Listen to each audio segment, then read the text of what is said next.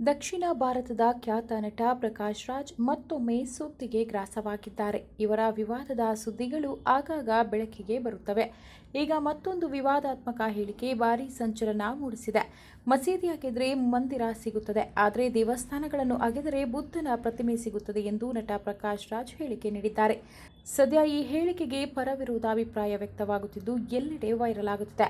ಪ್ರಕಾಶ್ ರಾಜ್ ಕನ್ನಡ ಚಿತ್ರರಂಗದಲ್ಲಿ ಮಾತ್ರವಲ್ಲದೆ ತೆಲುಗು, ತಮಿಳು ಮತ್ತು ಮಲಯಾಳಂ ಸಿನಿಮಾಗಳಲ್ಲಿ ನಟಿಸಿ ತಮ್ಮದೇ ಆದ ಛಾಪು ಮೂಡಿಸಿದ್ದಾರೆ. ಖಳನಟನ ಪಾತ್ರದಿಂದ ಹಿಡಿದು ತಂದೆ, ಗೆಳೆಯ ಹೀಗೆ ಹಲವು ಪಾತ್ರಗಳಲ್ಲಿ ನಟಿಸಿರುವ ಪ್ರಕಾಶ್ ರಾಜ್ ಅವರ ನಟನೆಗೆ ಮೆಚ್ಚುಗೆ ಗಳಿಸಿದ್ದಾರೆ. ಸಿನಿಮಾದಲ್ಲಿ ನಟಿಸುವುದರ ಹೊರತಾಗಿ ರಾಜಕೀಯದಲ್ಲಿಯೂ ಸಕ್ರಿಯರಾಗಿದ್ದಾರೆ.